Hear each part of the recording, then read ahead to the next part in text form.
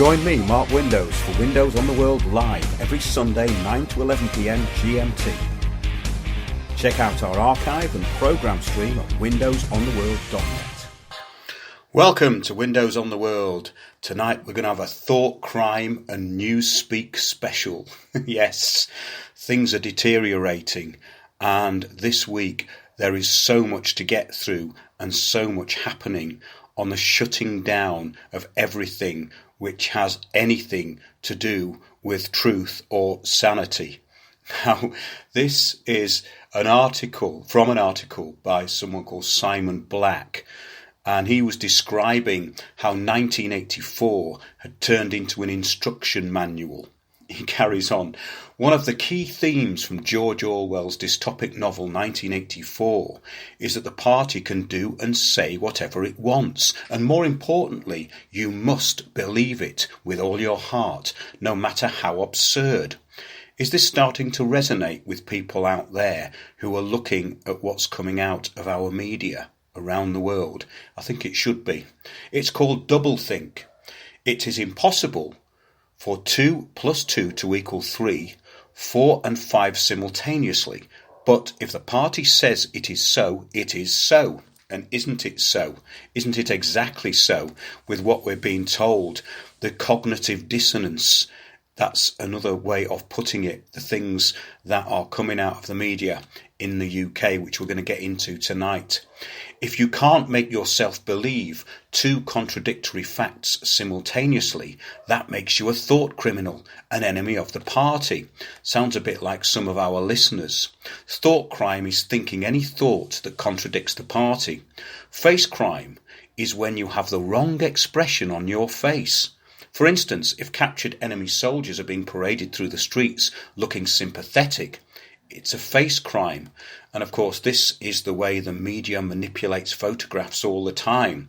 And this is what is presented to the world when people are demonized as criminals.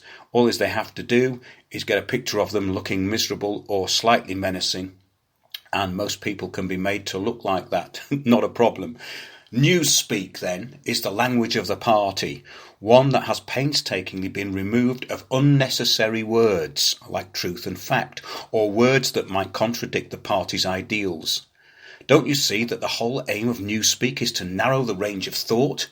In the end, which will make thought crime literally impossible, because there will be no words in which to express it. The narrow corridor of accepted opinion, the political correctness, all of the things that we've been talking about for years on end, along with, obviously, many other people. Here we go then. During daily 2 minutes hate, citizens shout and curse whatever enemies the party shows them. We get those all the time in the media. We constantly be given the instructions on who to hate, and hate speak is the big thing. We're going to be getting into that tonight. Hope Not Hate Speak, yes, the charity that actually demonizes people through the intelligence services and their narratives. We're going to get into that.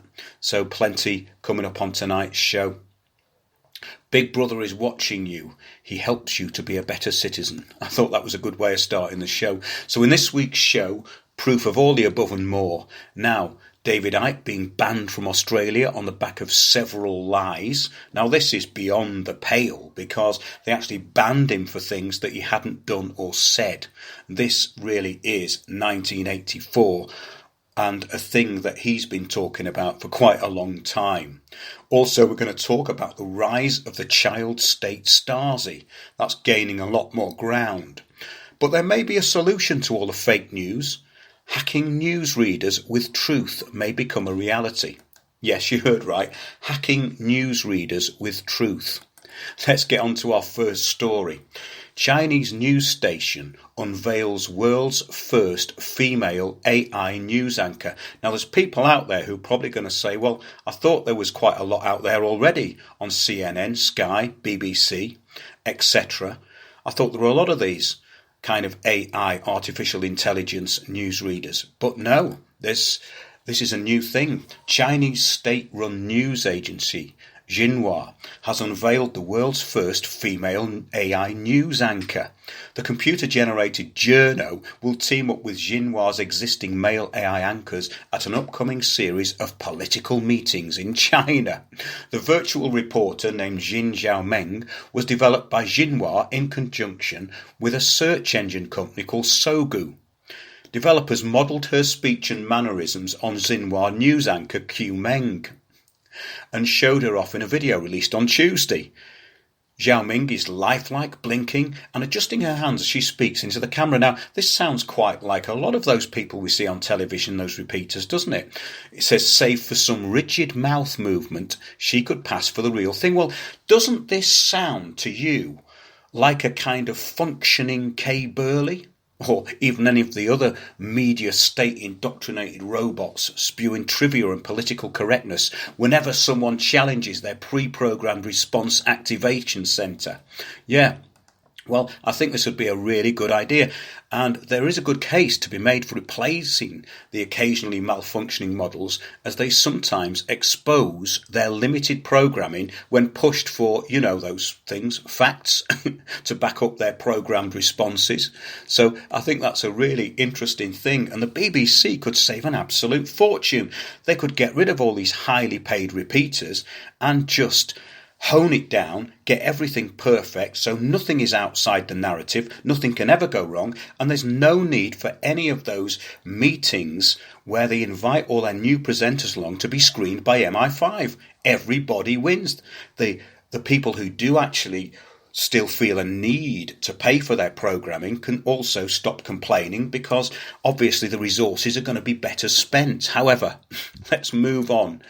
This is from The Times. Now, this is one of the most stupid and hilarious Brexit stories of the week. It says, thousands of corpses awaiting repatriation to their homelands would pile up across the country in the event of a no-deal Brexit, according to Cabinet Office projections.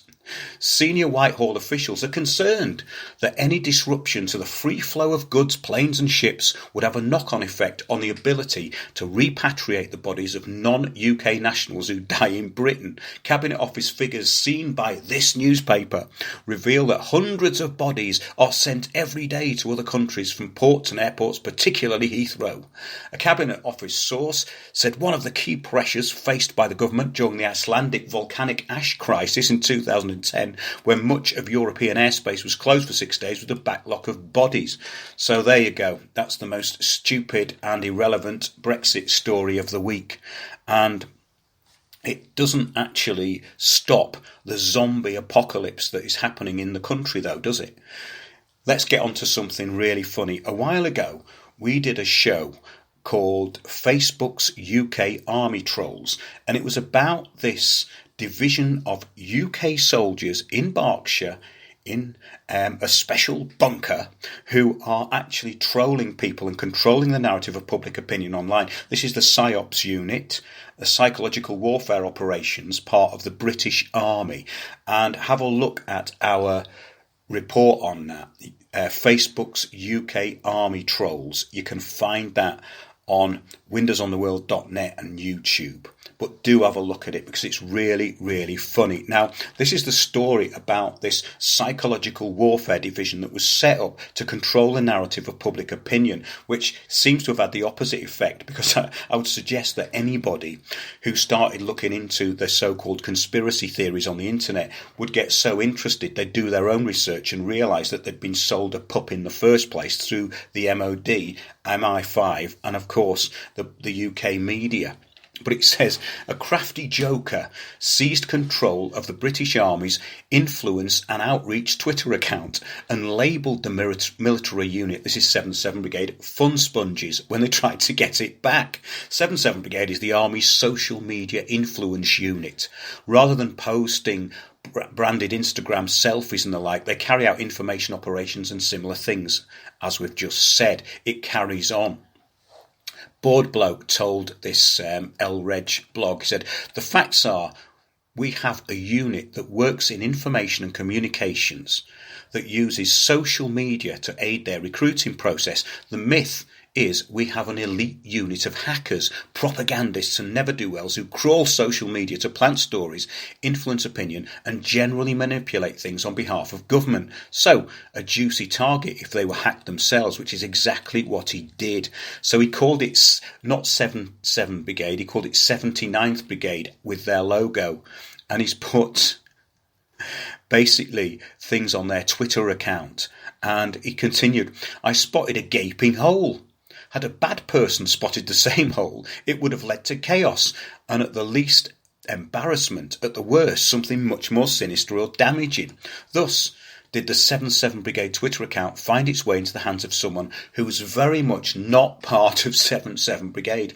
Bored bloke, as he calls himself, which is actually brilliant because it is the sort of thing you could only do if you were bored, right? He told us this was because actually reporting the had been spotted was rather hard. They didn't know. He says, I tried to tell them. Have you ever tried to contact the Army, Navy or RAF? Emails go unanswered and phoning them, whilst it's easy, is a nightmare of finding the right person, especially when trying to remain anonymous. Well, this is meant to be the military operations, psychologicals operations team. So basically, they would be quite hard to get through to, I would think. I mean, can you imagine that? Like, put me through to psychological operations, please.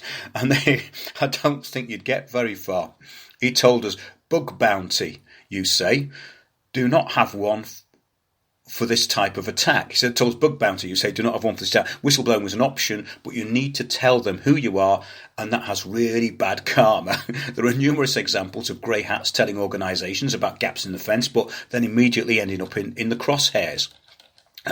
It was like removing car keys from a neighbour's ignition, he says. Eventually, after taunting the Army's official and apparently better manned Twitter accounts, the 77 Brigade account, which Bored Bloke renamed 79th Brigade, was eventually recovered by the military and was quickly locked down so non-followers can't read its tweets. Very, very funny that. So he said, in spite of its name, 77 Brigade is not an actual brigade. Well, we know that. It's just a group of people trolling the public on Facebook and Twitter to try and control the narrative, and it's incredibly funny. A military formation, it says, that normally covers thousands of personnel. Instead, it's slightly smaller than a battalion, comprising around 450 bods compared to 650 who are normally employed in a full-strength infantry unit. So, as we know, the unit is named after Brigadier Ord Wingate's famous Chindits of the Second World War, who carried out daring special ops raid for many miles behind Japanese lines in the Far East. And Ord Wingate, of course, was really loved because of his precautionary principle of murdering Palestinians in their beds just after the formation of the State of Israel. So it's actually quite an amusing story. So there you go. The Ministry of Defence denied that 77 Brigade had a Twitter account, with a spokeswoman telling us 77 Brigade does not currently have any social media accounts. We were aware of a parody account posing as 77th Brigade. Well, that's wrong as well because it was posing as 79th Brigade. So that's typical MOD information, isn't it? Wrong. Let's move on to the EU now. Oh, yes.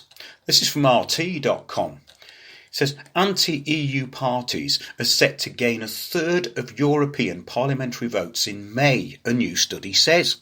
Analysts warn it may bring down the whole political system in Europe, leaving Brussels powerless.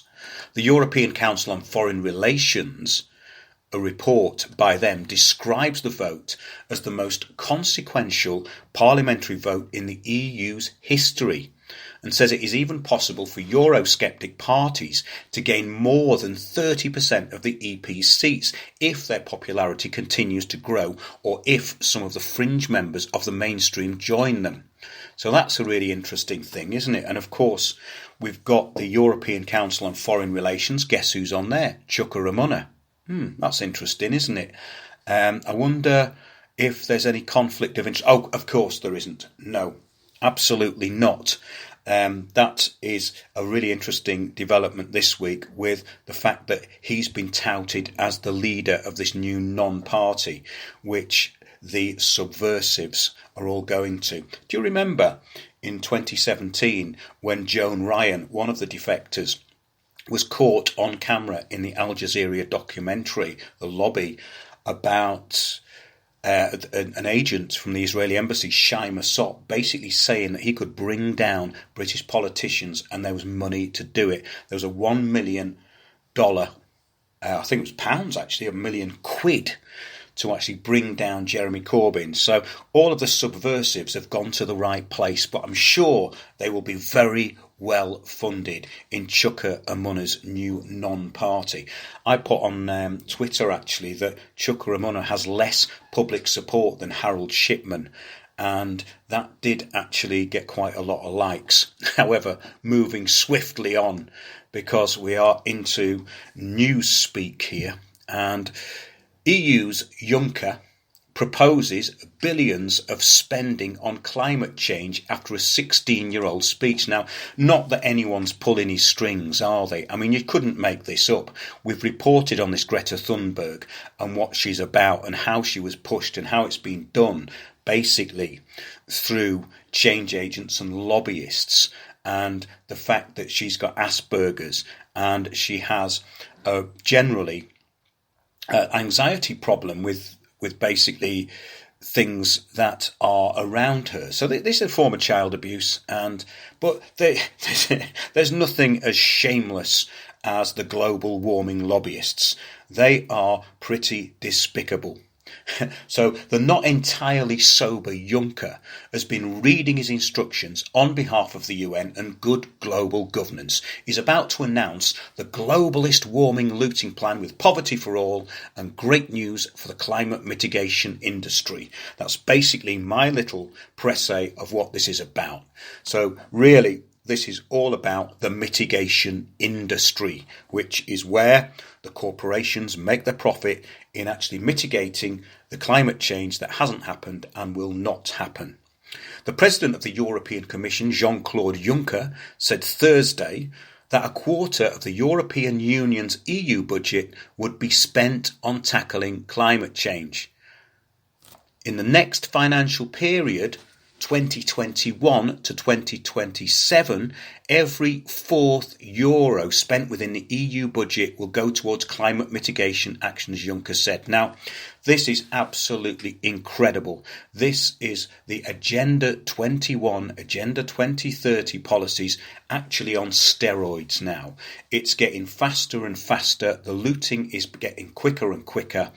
And look at our shows on Extinction Rebellion and how they've all latched onto this, and the entitled scroungers who are basically lying in roads to change the world have all been instructed by this 15-year-old, and also they have no idea about their founding document. I mean, this extinction cult, the world's going to end in 12 years, the apocalyptic extinction cult of the new global warmists, the climate change lobbyists, basically do not even know about the founding document, which is it's a special report from the UN called SR15, which contains, and get this, not one fact. So I do challenge anybody out there to look through that new report, which is saying we have 12 years to change the world, and find a fact. Any fact will do. Thank you. Do email us through the website. However, it says that is our goal, to ensure that a fourth of the budget goes towards climate change mitigation. And this is going to be a paradigm shift, he added. Well, no kidding. Can you imagine all of the corporates who are going to get their hands on the money and what this is going to mean for people? Taxation, restriction of movement, lobbying, all the rest of it, all the stuff we're seeing in the UK, and anyone who's got their finger on the pulse will now know what Agenda 21 is. However, Juncker's comments came after Greta Thunberg, a 16-year-old climate activist. Wait a minute, she's not a climate activist, she's a kid that's been used, who was actually sat outside her school protesting because she'd been pushed into it by her showbiz parents, who are linked into the climate change agenda. We'll have more on that in a little while, because I think we need to reiterate this at the moment, the way things are going. So yeah, Greta Thunberg, a 16-year-old climate activist from Sweden, spoke at the same plenary session of the European Economic and Social Committee in Brussels. I wonder how she got there.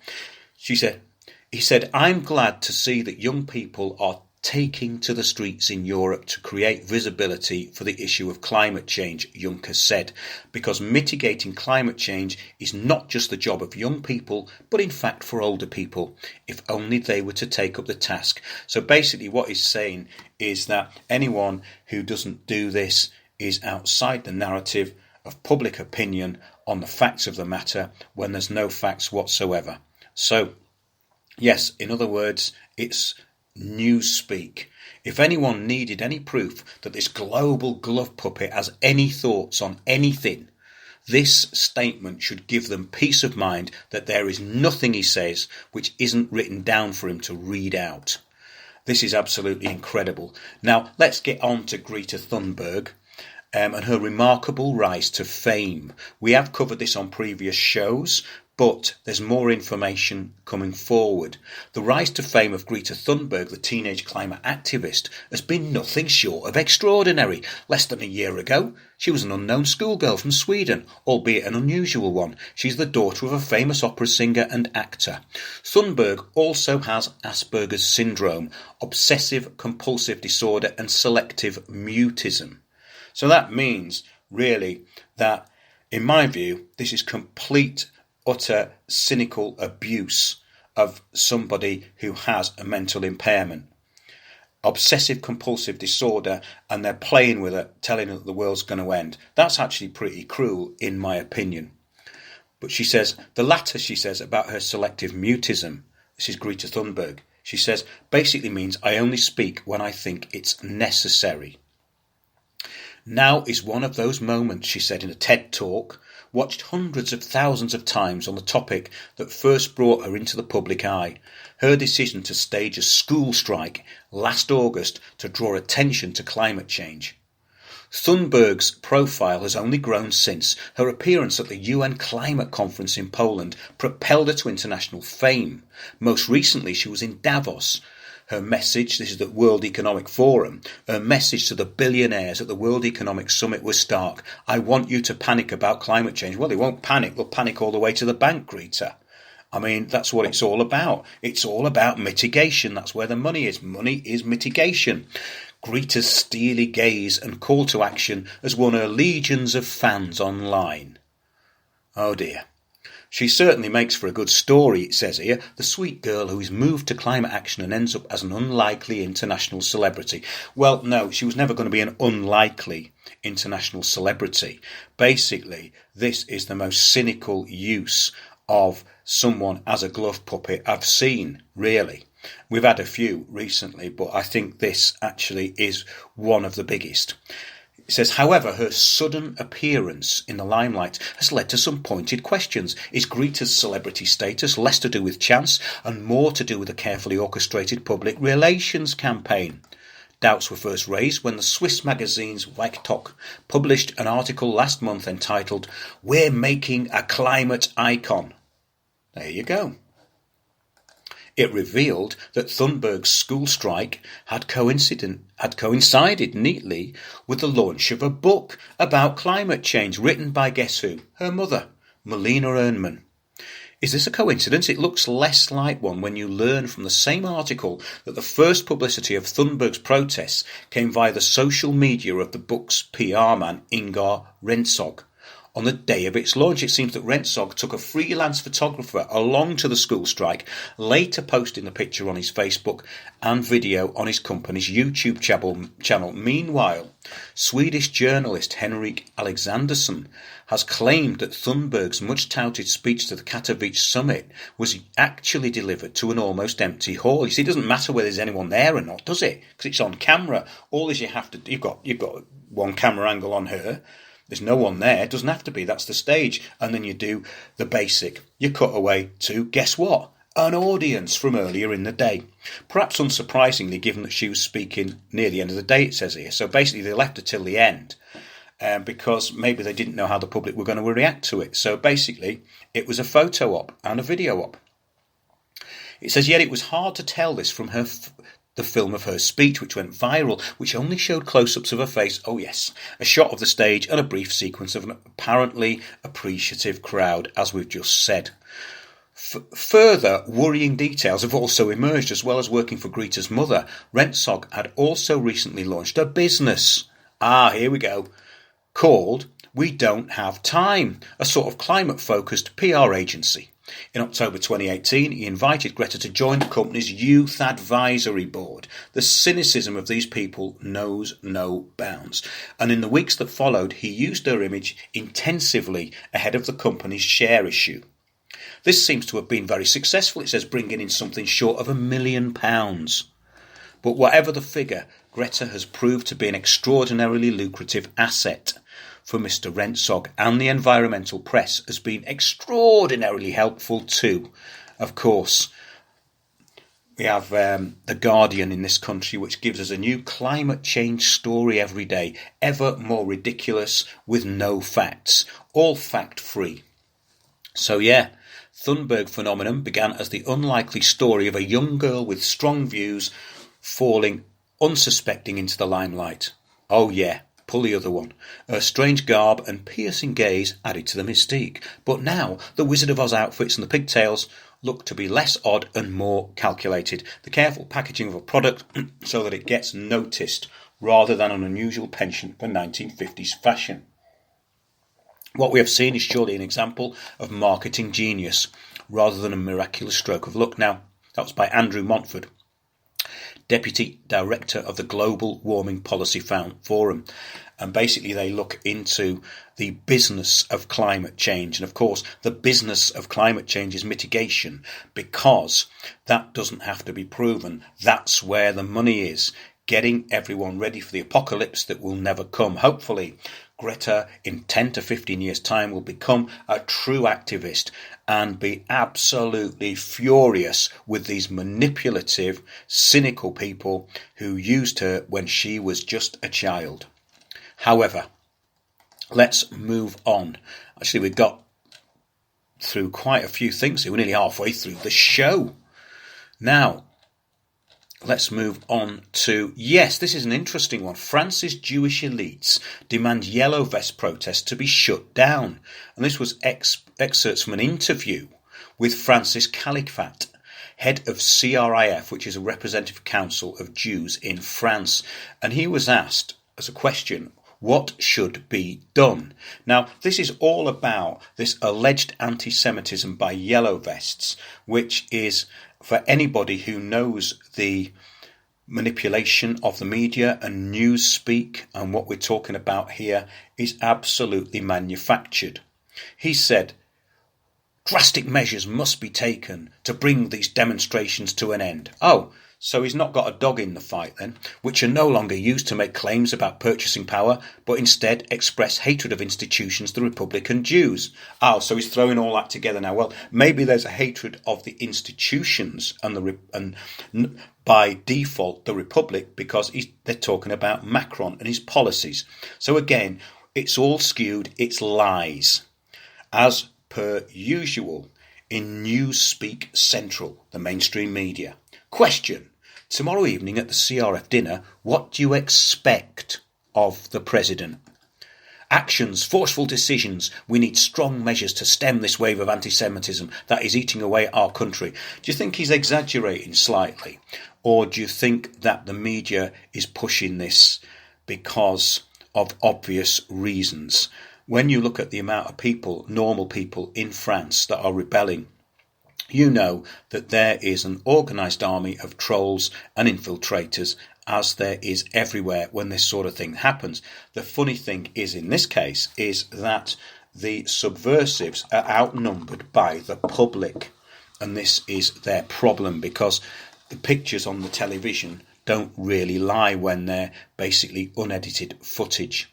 And he says, Francis Califat then says, he wants forceful decisions. It's time to move from statements to action by applying the rule of zero tolerance. So on the back of this allegation, he's asking for the demonisation of the majority of the French public.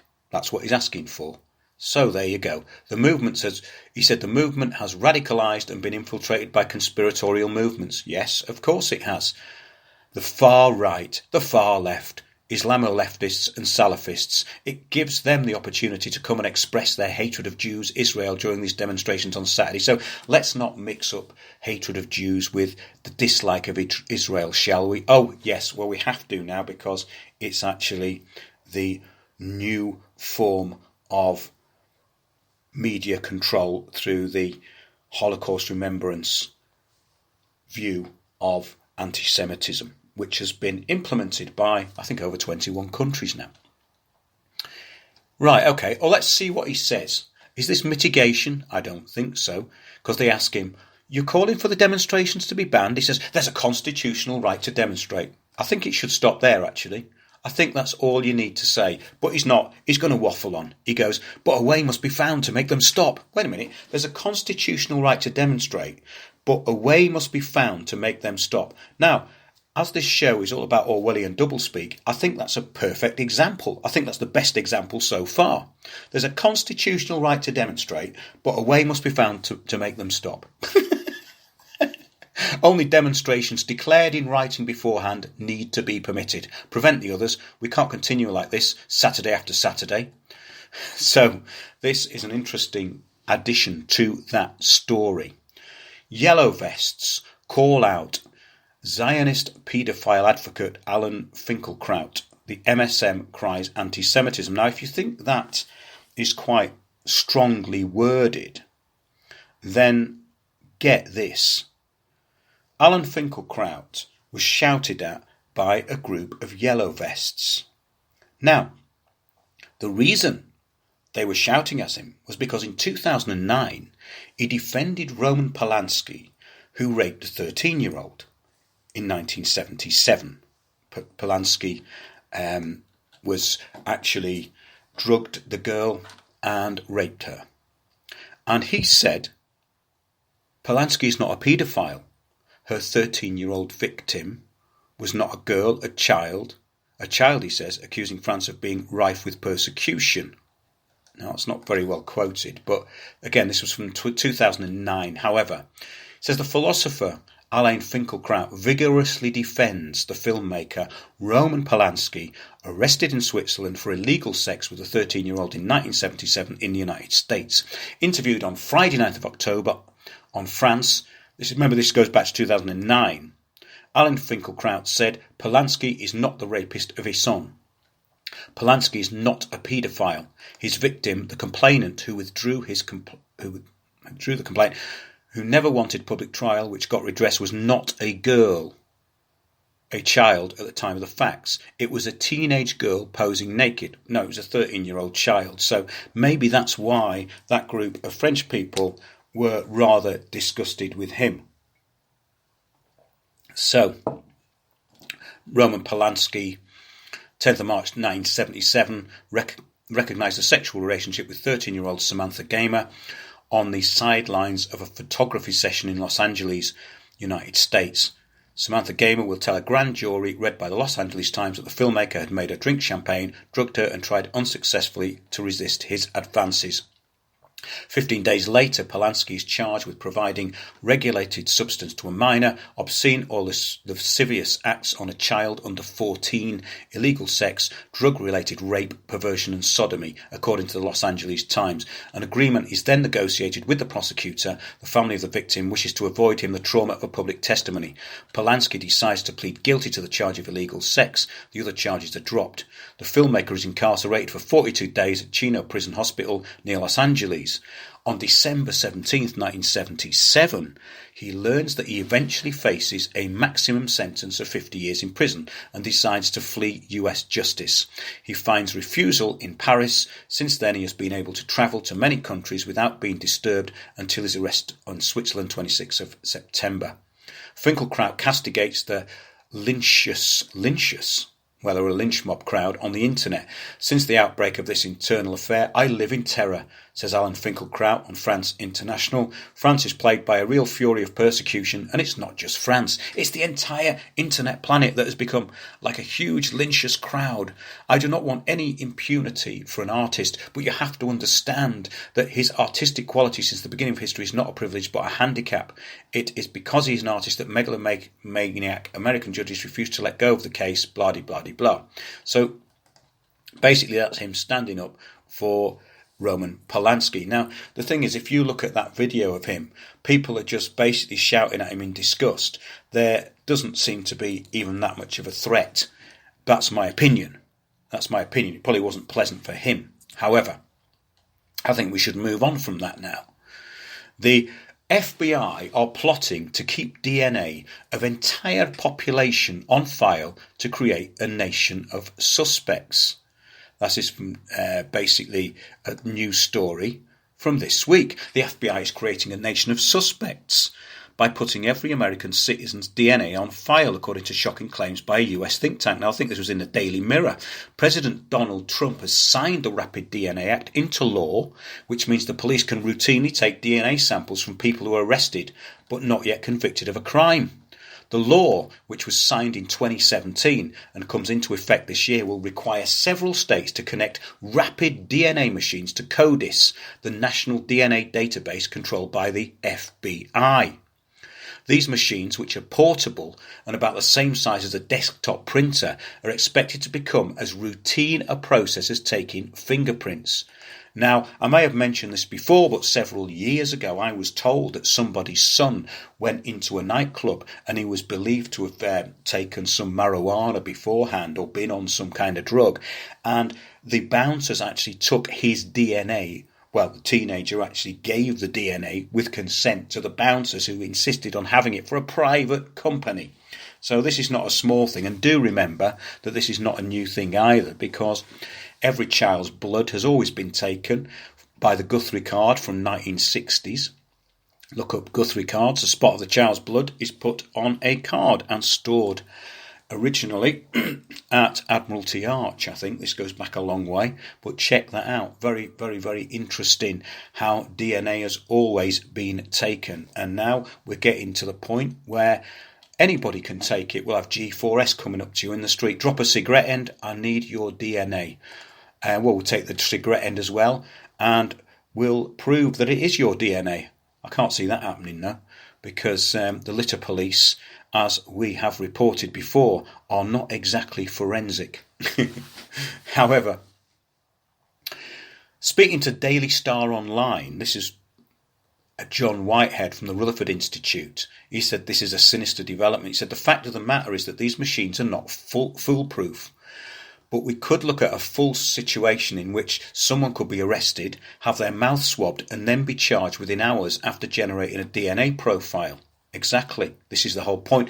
We're looking at the erosion of the concept of innocent before proven guilty, because it will allow police to go on fishing expeditions. And this is the point. The police and the CPS cannot be trusted with material evidence, let alone evidence that has to be tested in labs which are run by private companies. And there's already been huge problems with this in the UK, with this DNA lab the police were using. Look that one up. Pretty scary stuff. But as we also know, if the police want to stitch you up, they're going to do it anyway. They used to do it by planting fingerprints. Now they can just go to their lab of choice and make sure that they get the positive result. Sounds a bit cynical, but from what I've found out over the past few years, I don't think it's implausible at all. And look at the recent revelations of the CPS and the police burying defence evidence. We've reported on that quite a lot. Anyway, it carries on. I'll just finish off this thing. It says, when you sit on a park bench, you shed DNA. That is now up for grabs by police, who could swab it and run it through a DNA database. If they find a match, or if misconduct occurred anywhere in the vicinity where your DNA was found, you might find yourself charged with a crime you never committed, merely because you happened to be in the wrong place at the wrong time. Exactly my point. And this is what's really scary about this. Let's move on now to Orwellian Australia. And most people who listen to the show will be aware that David Icke's visa for a speaking talk in Australia was actually cancelled while he was at Los Angeles airport waiting to get onto a plane. He was in a hotel. He was then told that his visa had been revoked. Let's get into the story though, because this is interesting in the fact that the Newspeak fake media have reported it in an absolutely skewed way, and also the so-called evidence of him being anti-Semitic and all the rest of it is not true. They're actually stating that he said things and believes things that he's never actually said. So none of this stuff even has to be true anymore. It doesn't even have to be on suspicion. You can just make it up if you work for the mainstream media. So let's see what it said. And this was Sky News about David Icke. He says, he believes September 11 was an inside job. Okay, so far so good. The world is controlled by alien lizards and that Jews funded the Holocaust. Well, I think the last one is a bit far out. I don't think he's ever said that. He never said that at all. But it carries on. Controversial British conspiracy theorist David Icke will not be able to spread his out there thoughts down under because Immigration Minister David Coleman has cancelled his visa. As first reported by Sky News, the visa cancellation means Mr Icke will be unable to conduct his planned speaking tour of Melbourne, Adelaide, Brisbane, Hobart and Sydney this month. Mr Icke ripped into the Australian government when he learned the news this afternoon. What have these idiots done? He told AAP from the United States. Coleman is a coward. He has the backbone of a jellyfish. What is the idiot doing? He's proving me right. He has insulted every Australian man, woman and child. He's insulted their right to the most basic freedom, which is the freedom to choose what they hear. It is understood Mr Icke's visa was cancelled on character grounds. Now this is absolutely incredible and it's a step up. And we've had a little taste of this ourselves recently. So, yes, I suppose it is all about the new paradigm, the Newspeak 1984 world we're living in. Divya Abramovich, chairman of the Anti-Defamation Commission, a bit like the Anti-Defamation League here, which is basically two people, one of them who invests in buying land in Israel, and we've had quite a few reports about the activities of that group in this country, most recently with Gilad Atzmon, and we've actually interviewed Gilad. There's a great interview called The Holocaust of Truth where he outlines a lot of his ideas. Let's get back to this, however. Yes, Divya Abramovich, chairman of the Anti-Defamation Commission, which launched the campaign to revoke Mr Icke's visa, praised the immigration minister for the decision. So we have the same thing going on here with this case as in this country with these people who are working for the Israeli lobbyists and spies from the Israeli embassy, Shai Masot, all this stuff in that documentary. We have that despicable Joan Ryan, and when you look at the modus operandi here, these people have recruited their idiots, their talking head fools, MPs, etc. for their cause. And this is the result of it all, because nobody has enough backbone to stand up and say anything. Bravo, Minister Coleman, for heeding our call, Mr Abramovich said, and for declaring in a loud voice that anti-Semites and Holocaust deniers will never find a home in Australia. Now, this was the thing that they said, or they stated, libelously, that David Icke was actually campaigning for Holocaust education to be removed from schools, or basically Holocaust denial to be taught in schools. I mean, it's absolutely ridiculous, because when you actually read out what they said, he hasn't said any of that stuff. This was a defining moment for who we are as a nation. It certainly is. There is no doubt about that. It carries on, and we salute the government for taking a clear-eyed and moral stance in rejecting hate and incitement. Oh, the H word again. Allowing Icke into our country would have crossed red lines and would have sent the message that it is open season on the Jewish community. Well, how can him doing his talks be open season on the Jewish community? And that vilifying and maligning Australian Jews is okay and normal? Well, I don't think he was going to do that. In fact, I would say I have absolute proof that he wasn't going to do that. I think even I could sign an affidavit on his behalf for that and give it to the Australian government. It carries on. This is a glorious victory for all Australians who believe in the core values of respect and tolerance. Everything is back to front. Good is bad, truth is lies. Federal Labour candidate Josh Burns wrote to the Immigration Minister in late January asking for Mr Icke's visa to be cancelled, so he kicked it off. Mr Icke promotes anti-Semitic conspiracy theories and has an extensive history of spreading hate, the ALP candidate for McNamara wrote. Well, I think there is actually grounds for libel even within that statement. But get this one. Neo-Nazis recently marching in St Kilda should be enough of a reminder that we don't need Mr Icke's ugly hate coming to our proudly multicultural Australia, he told AAP in a statement. Now, this bloke is either completely retarded and doesn't do any research, or he's a despicable subversive. I'll probably say it's the latter, a bought and paid for one at that. Labour immigration spokesman Shane Neumann was also pleased Mr Icke had been barred. Labour welcomes the fact that the government did what we called on them to do and refused David Icke's visa application, Mr Neumann said.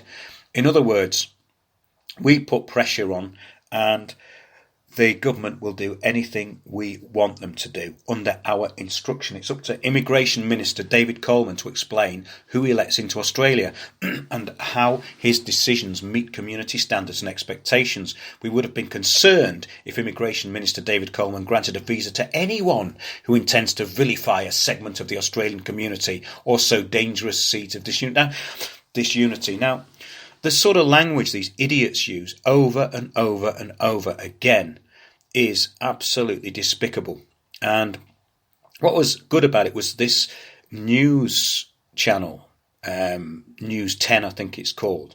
It has about 5 presenters because not one of them can string a proper sentence together and hold a thought. So they all chip in with these basically mantras and sound bites. And Icke did a very good job in rebutting it all. But watch that interview. So basically it says, Mr Icke has repeatedly denied he's anti-Semitic or a Holocaust denier. Mr Coleman's office declined to comment. Well, this is the point, you see. So when these people make these completely spurious statements, they are never, ever going to be publicly made to back them up. However, here's a few tweets from Studio 10 Australia about David Icke. This is what people said, and it's worth looking at the thread because they actually left it up, which was quite amazing. But then again, they're probably so obsessed with themselves and basically listening to the sound of their own voices, these people, that they don't even look at things like that. However, replying to Studio 10 AU at David Icke, can't play that full interview of David Icke in my region. Can you please respect free speech principles and allow people outside of Australia to see it in the meantime? I will unlike and revoke the retweet until you do. Another one, Vince Smith. Icke answered at least 3 times that he accepts the Holocaust happened and shit for brains still asked the question. I wouldn't pay to see him, but I can't see why he's been stopped. So there you go. That's just a person who doesn't know much about it but can actually see through it. The crux, this is Steve Steglitz. The crux of the point is missed by both sides. Disbelief of the Holocaust is not anti-Semitism. There are Jews who don't believe it. Of course, David won that debate hands down, which I'm delighted of, but in my opinion, not on true premises. So yeah, this is a frightening and disturbing development when people can be banned from a country on the back of a pack of lies and libel. So there you go. We are in Newspeak this week. This is definitely the theme of tonight's show. Now, also, remember from 2017, the Labour calls for inquiry into Israeli diplomat Shai Massot and his takedown of the MP's plot. Remember, at the time in 2017, Emily Thornberry describes remarks by embassy official Shai Massot caught on camera as a national security issue. And basically, nothing has been done about this. So let's move on now to more Orwellian nonsense. And Basically, the headline of this is "Stop the Online Conspiracy Theorists Before They Break Democracy" by Julia Ebner. Now, Jacob Davey and Julia Ebner wrote a report called The Fringe Insurgency, which is about the threat of the non-existent but invented far right. And it's actually worth looking at that, The Fringe Insurgency. I think it's on one of our shows. It's called something like Fake Left, Fake Right, Fake Protest. And I've actually linked that document to it because it's such a good example of change agents manipulating an agenda for their own specific interests. So basically it says here, organised conspiracy theorist networks have launched an all-out information war across Europe. Now what that means is that alternative media is doing a better job than the mainstream nonsense. There's no such thing as organised conspiracy theorist networks. It's basically a bunch of people doing their own thing. So the way these people create this hyperbole is absolutely unbelievable that they come out with this stuff. And they do know that they can get away with it, so they keep doing it. It carries on our new analysis at the Institute for Strategic Dialogue. Now, the Institute for Strategic Dialogue is basically there to blame things on Russia, on Twitter and stuff like that. It has a special division of it. We talked about it the other week. And these things are deeply sinister. It says it shows that European conspiracy theorists run increasingly sophisticated campaigns around critical junctions in national, regional and global politics. Well, no, they report on many things. And basically the point here is that if you are in any way educated and are able to have any discrimination, then you should be able to sort this stuff out for yourself, really. It carries on across Europe conspiracy theories that mix old anti-Semitic tropes, anti-Semitic tripe, with new ones that demonise migrants and Muslims have gained huge traction since the refugee crisis in 2015. It goes on. The ideas, this is great, the idea that a cabal of global elites run the world, that there is a plot. Well, there's not a cabal of global elites that run the world. I think all the evidence seems to point that way. If you look at any of their steering groups, the Club of Rome, etc., Bilderberg, doesn't really matter. Let's look at the United Nations. Let's look at any of these groups, and also let's look at any of these NGOs that basically create global governance. I mean, we go into this stuff every week. These people are they're either retarded or they're deeply devious, and I think it's probably the latter.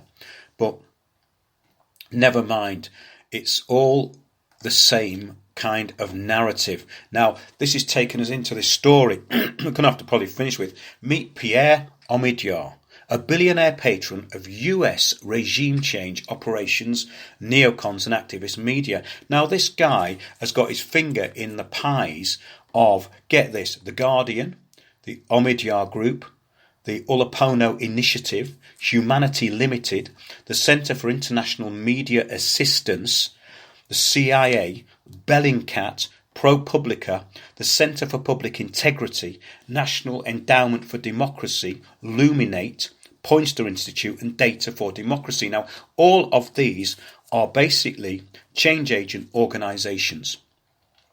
This is a story about him. Omidyar is working hand in hand with US agency.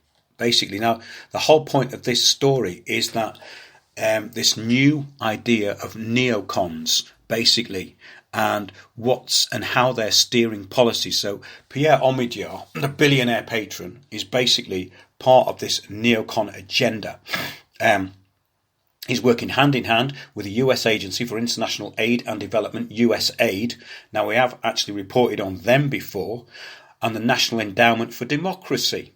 He has the money and, for one reason or another, the desire to participate in such destabilising policies, Alex Rubinstein told RT, noting that the billionaire's embrace of such projects makes him the perfect private partner for the US government in seeking regime change abroad.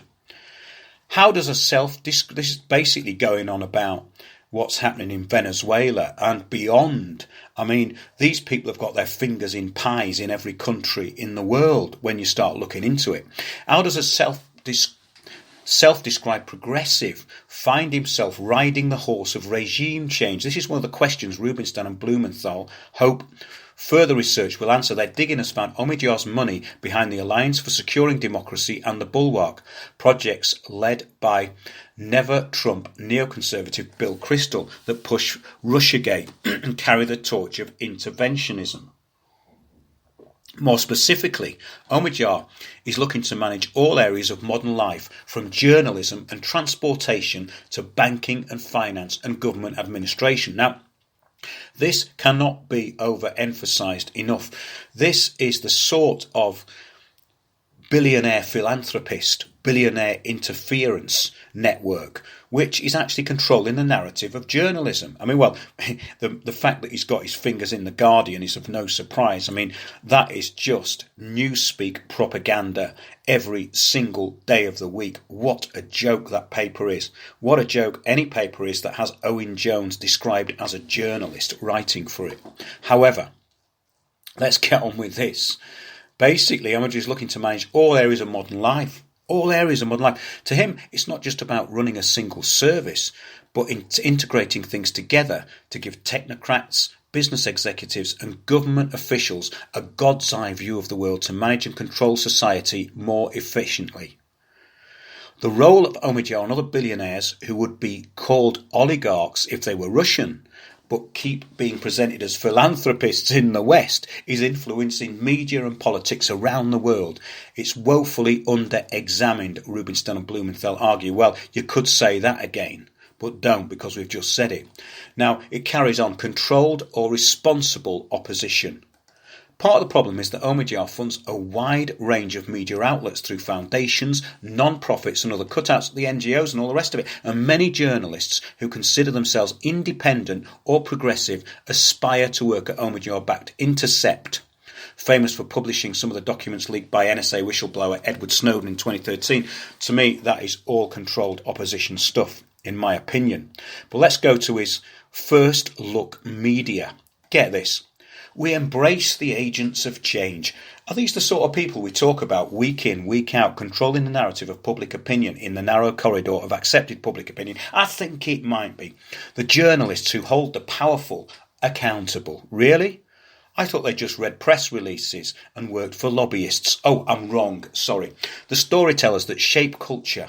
Shape culture. Well, they certainly do that. Monoculture. And the voices that reflect who we really are. No, the voices that reflect who we are told we really are. Are we told to be who we really are?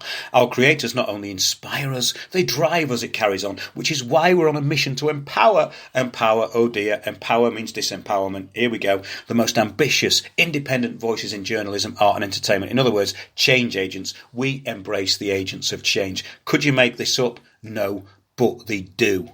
Now, this is quite incredible, just finishing off from Raw Politics. Hungary's Prime Minister attacks Juncker and Soros in a billboard ad. Now, I think you may remember that he got attacked by being anti-Semitic for putting George Soros' face up. So George Soros' face is anti-Semitic, by the way. There's no doubt about that. Hungary Prime Minister attacks Juncker and Soros in billboard ad. The EU has never seen anything quite like this. Orban has a billboard campaign that claims European Commission President Juncker and George Soros are endangering Hungary's safety. Well, of course they are. It's the UN Replacement Migration Programme, which they are completely behind, obviously. Orban's mission is to weaken the EU from within. Italy has the same mission for different reasons, as does President Trump, it says here. Trump has a lot of help on the inside. Marine Le Pen in France, Viktor Orban in Hungary and Matteo Salvini in Italy. The splintering of the EU countries with escalating infighting at unprecedented levels. So there you go. Absolutely incredible story that. Have a look at that one. That's on Raw Politics. Hungary Prime Minister attacks Juncker and Soros in billboard ad. Again, by the way, because that's already been put into the media as the rise of the far right, criticising George Soros. We haven't even got time to go into Hope Not Hate's actually demonisation of the yellow jacket, which I think we should do at some point. But basically, it's absolutely incredible. We are in Newspeak territory this week, no doubt about it. We're going to be doing our talks over the next few months. Check out windowsontheworld.net. We've got one coming up in Brighton, and that's, look at April. I think we're starting in April. And we are, myself, Piers Corbin and Sandy Adams, actually doing our show called The Bigger Picture. Also, if you want to book it, please do through windowsontheworld.net. We will go anywhere, small rooms, in the backs of pubs, village halls, anywhere where we can bring this information on the bigger picture of what's going on, the re-engineering of society in the UK and beyond, and indeed the world. So that's it from Windows on the World this week. See you all next week, the same time. Hope you enjoyed that. And do remember, if you've got any change in your pocket, click the donate button. I don't ask for that very often, but it really does help. Thanks to everyone who's listening. Thanks to everyone who's spreading the word. And see you next week.